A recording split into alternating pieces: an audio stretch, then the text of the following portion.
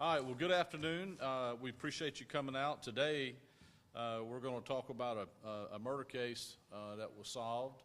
The arrest was made yesterday midday. It involves a victim from the Palmetto Apartments here in Beaufort. This is a 1987 homicide case. It's been an ongoing investigation, ever since 1987. But in 1999, when I took office, one of the things that I started was a cold case review, an investigative team, and I had Bob Bromage, who is a retired major with the Sheriff's Office. He's now Public Safety Director at the town of Hilton Head.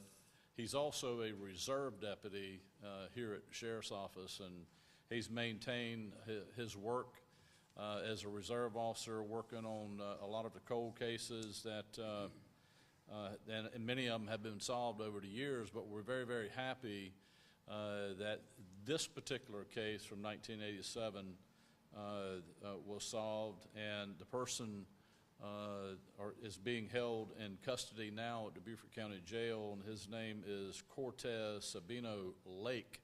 He is now 76 years old. Bob is here, and I'm going to let him talk about the case along with Adam Drayson, who has been working with Bob on this case. And Adam, I think you're the one that made the arrest yesterday and served the warrant. But again, this is a case 38 years old, matter of fact, 38 years and a few weeks old. We're very, very proud and very, very happy that our Beaufort County Sheriff's Office DNA lab has been able to come through again and provide us the evidence that we need to move forward in some of these investigations. Our lab does a wonderful job. They're very, very busy, and we're very proud of the work that they do. So I'm gonna let Bob give you a rundown on this case, and then and whatever Bob wants to have Adam do as well, and then we'll answer whatever questions you may have after that. Okay? Thank you. Bob Bromage. Good afternoon.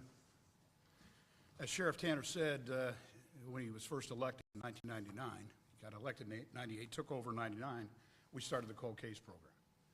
Since we've solved 4 cases and have partial resolution in another case from 1995. I will say this: stable, progressive leadership leads to the successful resolution of these cases. Changing leadership, it may get lost in transition. So having an active cold case program for 26 years now has been very effective. And I want to acknowledge Sheriff Tanner's leadership and the leadership of Mark Orlando, the Hilton Head Island Town Manager, for supporting this program. We're here to talk about Margit Schuler, 34 years old. First, a little bit about Margit. Margit was from Hungary, which was as her husband described, a communist country back in the early 80s. They were able to get to Austria and then were given access to the United States, where Margit was a cardiac care nurse. Joseph, her husband, was in the Navy as a corpsman, and when this occurred on November 1st of 1987, Joseph was deployed for training in San Diego for a few weeks and then got the news about his wife's death. So the case facts: on November 1, 1987, between the hours of 8:15 and 8:45, Margit Schuler was doing laundry at the Palmetto Apartments laundromat for her 12-year-old daughter. She left her daughter at the house, which was in proximity to the laundromat, went over, was doing laundry. A witness saw her in the laundromat folding clothes. That was the last time she was seen alive. Her daughter was wondering where her mother was at 8:45, 12-year-old. Found her beneath a tree in a pool of blood, deceased. Sheriff's Office responded. Deputies responded to the scene along with EMS. They pronounced her dead at the scene. Of particular note, in the initial investigation, there was a trail of blood leaving the laundromat for 100 or 200 yards in the direction of Battery Creek Apartments. Margit Schuler lay dead right outside the laundromat as the incident. She was shot actually inside the laundromat and crawled her way out. The blood trail bifurcated from her blood trail, leading us to believe the suspect was injured during the incident. Wounded. We're not sure how he was wounded at this point, but we know he was injured as he left a blood trail and big 90-degree blood drops that were collected by detectives.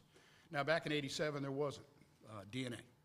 There was blood typing, so that was not as specific and sensitive as the technology we have today. So when the sheriff took over, initially looked at the evidence. We did not have a forensic service laboratory at the time. That started in 2010. So we had to go to the state lab, South Carolina Law Enforcement Division. They did a super job. They had a super team up there. They looked at this with the newest technology. Before 1999, you needed a big spot of blood. In 1999, you needed only a minute amount of DNA to be able to produce a robust profile. They attempted. The technical leader, his name was Gray Amick. He was a doctor, a PhD. He said, Bob, I see the blood, but I can't develop a profile. I don't know why, but if you resubmit it in a few years, we should have better technology. Well, Gray went on to run the lab at the Richland County Sheriff's Office, which is in Columbia. And we conversed about this case again. He said, I want another try. So we submitted the blood back to Gray Amick. He developed a profile in 2005. It went into the Combined DNA Index System, which is also known as CODIS, which is the convicted offender database back then. And it continues today. It's a little bit more robust. You have more people in there, obviously, than you did back in 2005. Well, no match returned, so frustrating stumbling block, but you continue on. We had possible persons of interest, 3 or 4 of them back then. We were able to eliminate them through DNA analysis. And then in 2019, started hearing about the Golden State Killer. What can we do here to move this case forward? Okay, Parabon Nanolabs was successful in identifying the Golden State Killer through familial relationships. So sent it to Parabon. They conducted a DNA analysis, and also they prepared a composite that you're seeing right here.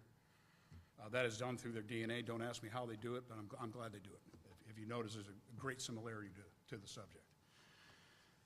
So we have a cold case volunteer program that we run out of Hilton Head Island, and we have volunteers that step up to the plate. I have a particular volunteer that, you talk about volunteerism. I mean, it's amazing the amount of hours, the countless hours that go into this. She was able to identify Maria Teles Gonzalez in 2022. She had been an unidentified murder victim for 27 years. Amazing. So after that case, she goes, Bob, I'd like to try this case because we already have the results back from Parabon. So she starts working on it, and it's time consuming. But again, she's not being paid, so thankful for her. So, anyways, coming around to this fall or this spring, Adam and I were in conversation. This is the first partner I've had on a cold case, and he's been super. He's full-time with the sheriff's office. So we get together, and he goes and sees the subject. And not to get into too much, but we did not receive cooperation from that, what we were looking for. We brought him back in. This time I came over from Hilton Head, and we sat with the subject. Again, did not want to cooperate, but we were able to obtain DNA, not with his cooperation, but we obtained DNA, submit it to the Forensic Services Laboratory. DNA analysts called me back a few days later, and that's the beauty of having a lab here, too. It's the speediness of it. I mean, you get turnaround like that. Called me back a few days later and asked me if I was going out for a lottery ticket, because this guy's in it. He goes, he's it. Let's get it. It was just great news to start with, right? So, I mean, resolution to the case.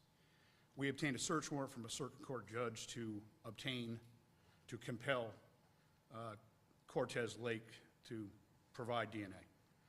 We collected that, and again, about a week later, a match in the septillions, which is explained to me by the DNA analyst as 24 zeros behind the number. So this is a very robust profile, excellent evidence. We still continue the investigation. I mean, we're not done at time of arrest. We're done when the case is disposed of in court. So we are still looking for information from the public on Cortez Lake. There are many people in this community that know him. They may have some information that we need. So we're asking them to call me, call Adam Drayson, or submit the tip to Crime Stoppers. So again, it's very proud to continue to serve the sheriff and of course, the town of Hilton Head Island, and pleased to report the successful resolution of this case. You want to say anything, Adam? Just to follow up with what you said, Mr. Lake has lived in Beaufort County ever since this incident occurred, so we believe that there are people out there that would have information, so we really encourage people to come forward and tell us whatever they might know about him or anything that's happened since the murder occurred. Bob, why don't you tell them a little bit about Cortez Lake? Cortez Lake, thank you, sir. Cortez Lake was in the military. He was a Navy corpsman stationed at Parris Island as a dental clinic, I guess they call it, back in 86, 87, 88, was discharged in 88, lived at the Battery Creek Apartments during his tenure in the military, and I'll go through the map real quick with you here.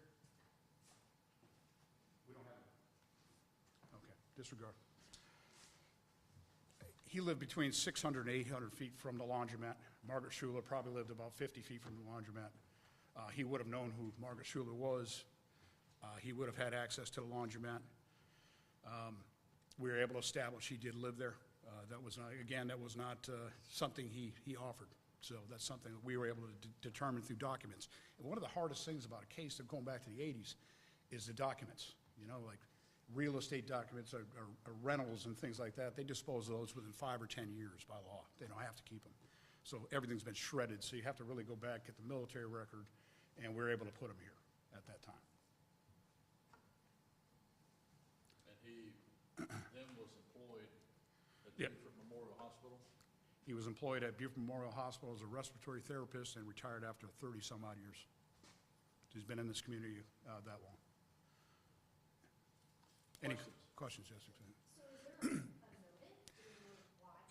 We believe sexual assault was the motive in this case. There was evidence found at the scene, and the victim, of course, her appearance when she was found, that would indicate sexual assault was going to be the motive. So, yes, sir. So he was just hiding in plain sight at the time? He was. It's not the first time this happened. And again, thankful for DNA. Was he interviewed, like, at the very beginning? Were people in the apartment complex interviewed? They were. I have a feeling he was absent when that occurred, but they were interviewed. The original detective is still alive, and we're in contact with him. And this is fresh blood leading from the scene. This is not some dried up. This is directly as a result of the crime. Yes, sir. Is there any evidence or any thought that he may have committed other crimes? I mean, it seems fairly unusual that this just happens once. That's a great question. And we are looking into Cortez Lake, and that's why we're looking for information from the public. Oftentimes, this is not a one and done, as we know, as we've seen in the past. And if you look at Isaiah Gadsden, he was charged in 1980, murder of David Krulowitz and a rape of a teenage girl. There were additional victims that came forward afterwards, and he was actually arrested for a rape afterwards. So, yeah, a very good possibility. There may be other things out there that we're looking to find out. Aside from that, are there any other aspects of this case that you're hoping to get more information on? Again, Cortez Lake specifically. You know, he's been living with this for more than 38 years.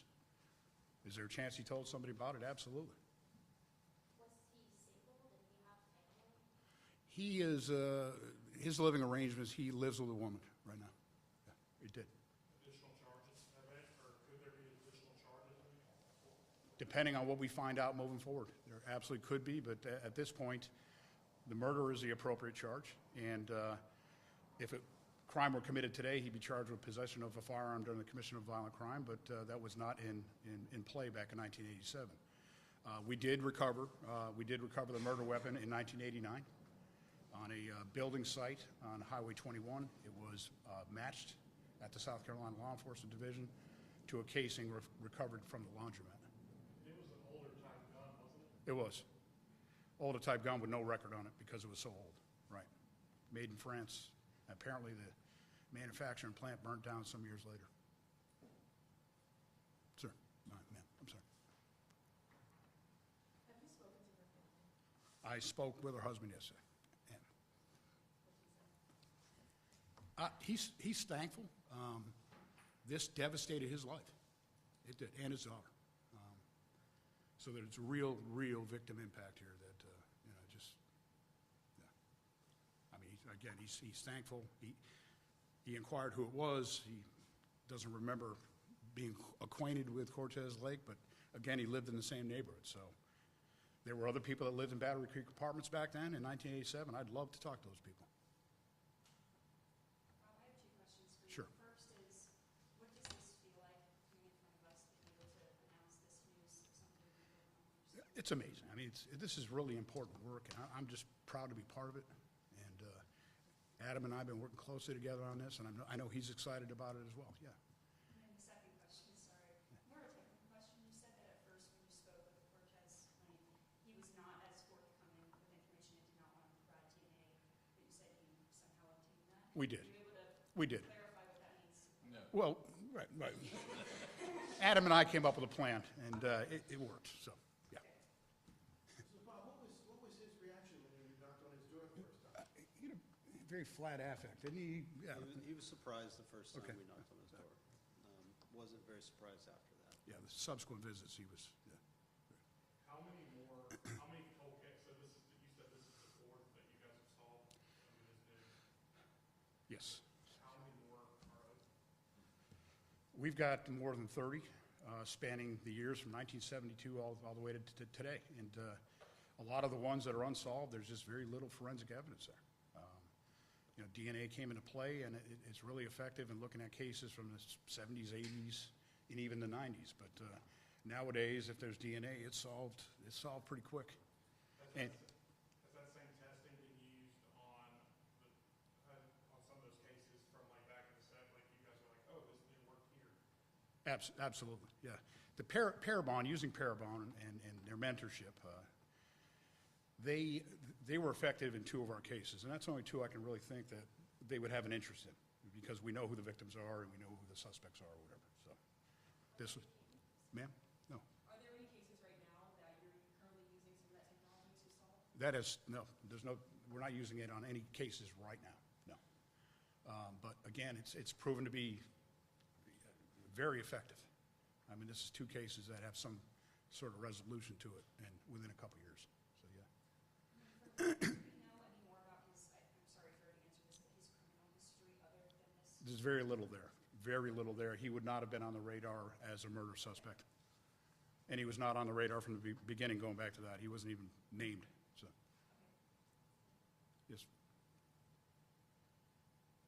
So, if the technology that is available now has not been available, he would have never been remained on it. There's a good possibility of that.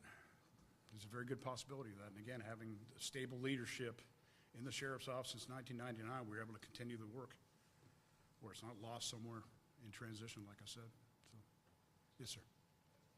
So he was booked yesterday. He was. Was there a bond hearing this morning? I didn't see anything in the public index. It was deferred to a circuit court judge, Sure. so he's still being held, yes. Will his mugshot be made public? I understand it's not public yet, of course. It's, I will be sending Yeah. it. I'll send it to y'all if you don't have that. Thank you. that's it right there, correct? Yes. Yes, okay. Any other questions? In speaking with the victim's husband, how did he describe her? Oh, as the rock of the family, the heart of the family, wonderful mother, yeah.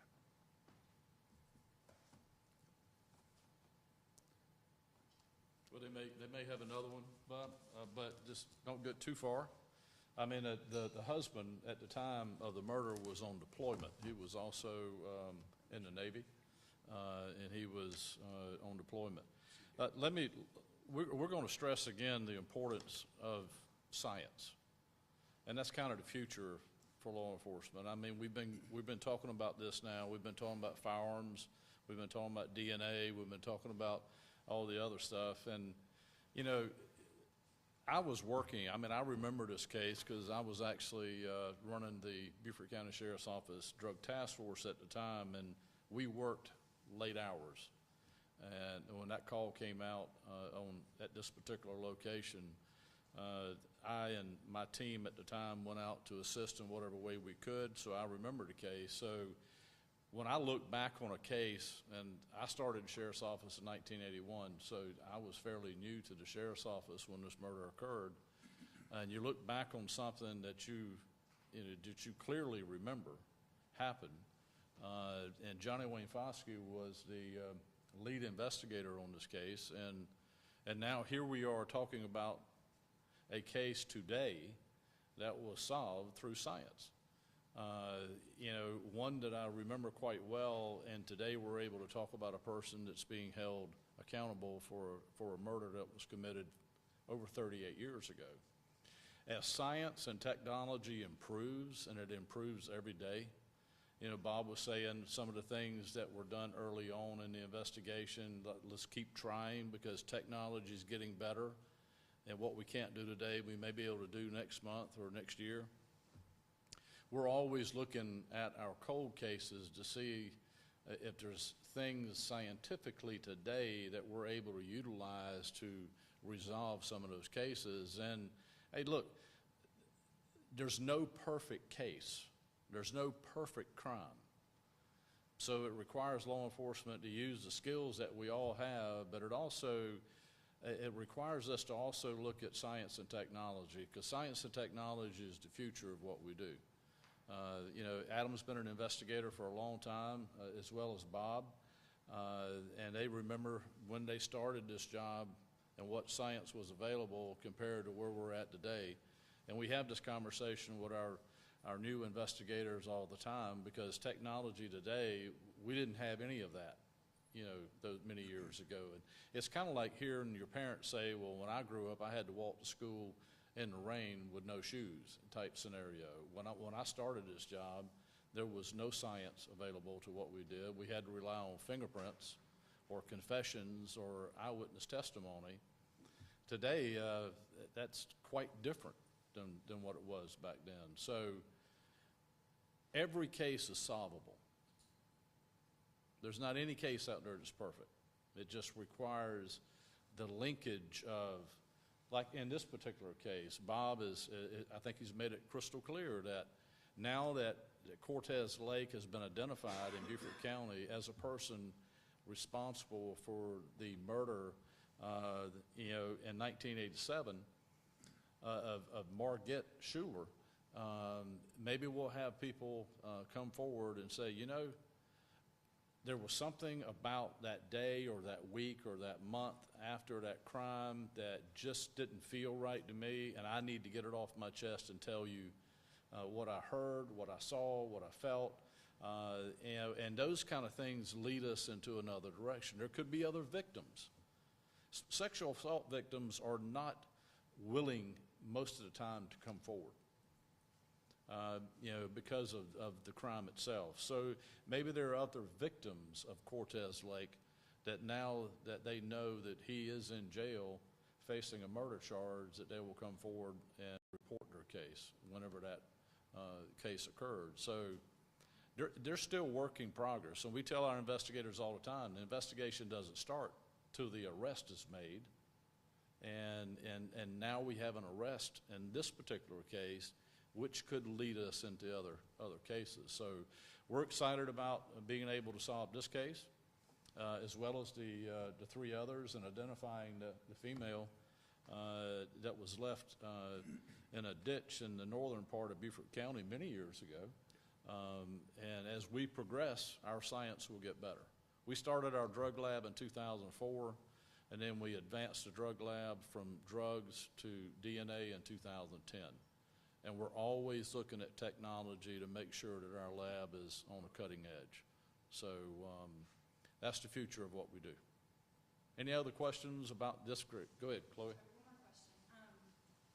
Would it be accurate to say that Margaret fought back against this? After talking to Joseph, her husband, yes, that's a fair statement right there.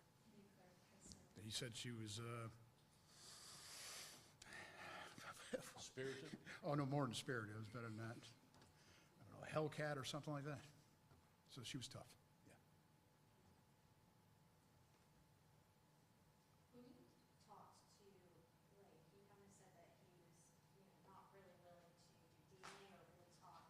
I mean, did he seem like he felt guilty in any sense I'd suggest so. He knows what happened. Margaret Schuler knows what happened. Only one of them's alive, so, yeah. Yeah.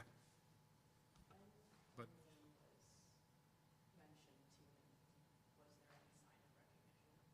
no. No. Adam, anything else? No, sure. Sure. Can I ask one last question? Sure, Tom. So both her husband and Lake were corpsmen, They were. both Navy corpsmen? Both Navy corpsmen. Is there any indication that they had crossed paths anywhere? I'm sure they have crossed paths, but Joseph doesn't remember, and Cortez will not be offering that, I'm sure. Yep. Lived in the same neighborhood. How many corpsmen were here back then, you know? I mean, they probably all knew each other. He just didn't readily recognize the name. All right, well, thank you all. Thank you. The